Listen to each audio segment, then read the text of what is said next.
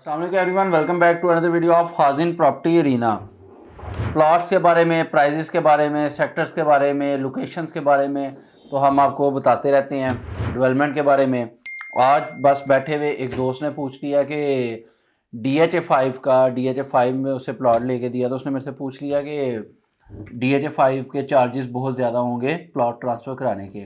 तो मेरे जहन में आया कि मैं अपने व्यूवर्स, ये चीज़ लोग सोचते हैं, उनको भी इस बारे से आगाह करूँ कि DHA5 में जो आज के दिन में और आखिरी साल में जो ट्रांसफ़र हुई हैं, कनाल के प्लाट पे कोई ज़्यादा बड़े टैक्सेस नहीं हैं।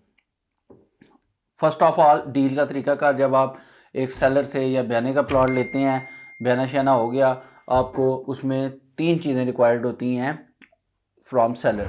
First of all signed NDC, allotment letter, उसके बाद आपको मालिक का ID कार्ड। ये 3 चीज़ें आप चौथा इसमें जब DHA में इसको नेक्स्ट डे अप्लाई करते हैं, सेलर परचेज़र का शनाख्ती कार्ड, उसके बाद अलॉटमेंट लेटर की कापी और NDC फिलअप करके आप DHA में हमारे ऑफिस में ट्रांसफ़र वाले मतलब के लड़के होते हैं जो ट्रांसफ़र कराते हैं प्लॉट, मैं ख़ुद भी करवा लेता हूँ।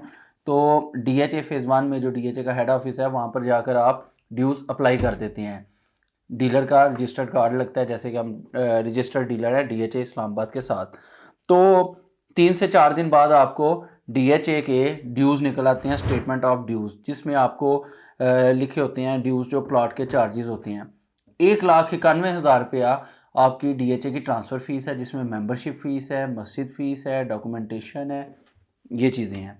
1,91,000 रुपया आपका कनाल के प्लॉट की जो है ट्रांसफ़र फ़ीस है।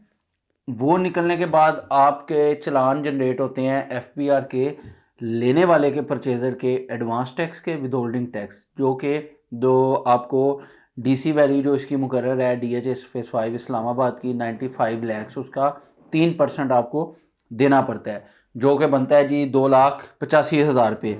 इसके बाद आपको 1,91,000 रुपया DHA की ट्रांसफ़र फ़ीस देनी पड़ती है। ये टोटल बन जाता है 4,76,000 रुपये आपके बन जाते हैं इसके ट्रांसफ़र चार्जेस, और 15,000 लेता है जो हमारा लड़का आपकी प्लॉट की सारी डॉक्यूमेंटेशन करता है।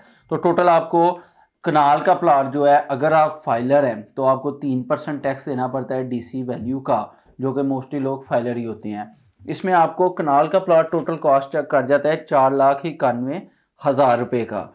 ठीक है जी। तो कहने का इन शॉर्ट मकसद ये है कि जो DHA की ट्रांसफ़र फ़ीस है वो इतनी ज़्यादा नहीं है। मतलब कि अगर आप 3-3.5 करोड़ रुपए का या 4 करोड़ का प्लॉट खरीदते हैं, तो अगर आपको 4,91,000 टैक्सेस देना पड़ते हैं, तो वो इतने बड़े नहीं हैं। तो अगर जो लोग इन्वेस्टमेंट घर से लेते हैं, इनको बेचते हुए सिर्फ़ और सिर्फ DC वैल्यू का दोबारा गेन टैक्स देना पड़ता है। इसके बाद आ जाएँ आप 10 मरले के प्लॉट पे। 10 मरले की जो फ़ीस है, ट्रांसफ़र फ़ीस, वो है